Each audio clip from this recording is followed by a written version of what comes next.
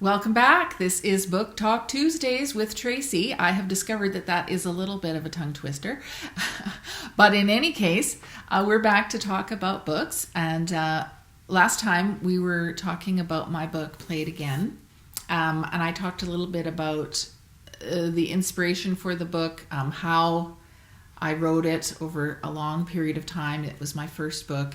The fact that it's been published once by somebody else, and now I've republished it now that I have the rights back and things like that. But in any case, today I wanted to talk a little bit about the book itself. I didn't really mention much about the plot other than it's set in the 1980s.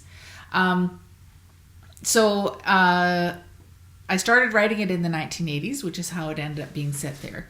And it's a story of, it's a love story. I mean, basically a straight up love story. There is a little bit of intrigue, but it's not quite the mystery that the sequel, Conspiracy of Bones, is. With this one, we have a young woman who has been part of a rock and roll band, and she's, been in that whole scene, doing drugs, had some other problems with her past, etc.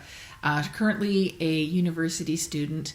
And so she's this free spirit raised by her single father, who is a traveling jazz musician.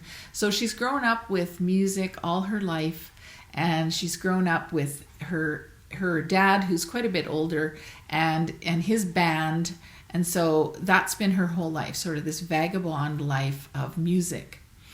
And she goes to watch her father play at a resort. And the resort is actually on a place called Hekla Island. And that's a real place. It's in Manitoba. And actually, the reason I thought about that, some friends of ours had gone there for a retreat or something, and they had talked about how nice it was. And when I was writing those particular scenes, we actually lived in Manitoba. We lived in Churchill, Manitoba.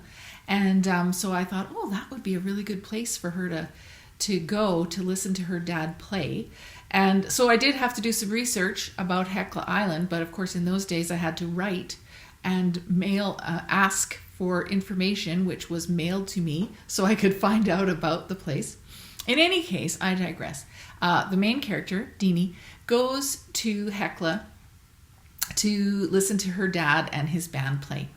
Well, there is a convention center there, and there is a convention going on, which the main male character attends, and he's in his early 30s. He is a stuffy accountant. I say stuffy because he also has baggage. He's got issues. He was the second son, but he always felt like he was the one looking after his prodigal older son. And so I did sort of reference the story of the prodigal son in this book because his older brother Ken has a failed marriage and is an alcoholic and has 2 bratty children and blah blah blah. Meanwhile, Russ, the main character, has always prided himself on being the responsible one, on being the one that his family can look up to. Except one time he had this relationship as a younger man, and he ended up getting the girl pregnant, and then she left him with this baby. So here's this responsible, otherwise straight-laced accountant who is a single dad, and he's at the resort. Well, the two meet. He meets Deanie. He sees her on the dance floor listening and dancing to her father's jazz music. And there is an attraction, and they throw caution to the wind, and they have this whirlwind little romance out at Hekla Island. Well, they both go their separate ways, but lo and behold, she gets pregnant.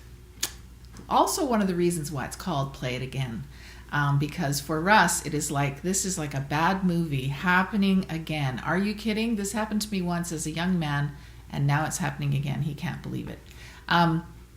And also there's the whole musical theme, which goes along with it. And in fact, I wrote the book, I thought I was being very clever. I divided it into 4 movements to mimic a symphony. And so the story arc kind of fits into that 4-movement symphony. In any case, I'm not going to tell you the rest of the story because that would totally spoil it. But it is the story of their very rocky beginnings in their relationship, and how at the end things come together, because when you allow God into your life, then you can make beautiful music. So it is a Christian book. It does have some people consider gritty or edgy elements, although certainly nothing graphic by any means. But it's a love story, and their son Mark actually is the main character in Conspiracy of Bones, which I talked about last time. So pick up a copy. You can buy it on Amazon or anywhere else, or you can get a copy free if you sign up for my newsletter. Check it out, tracykrauss.com. And that is it. Until next time, we'll see you.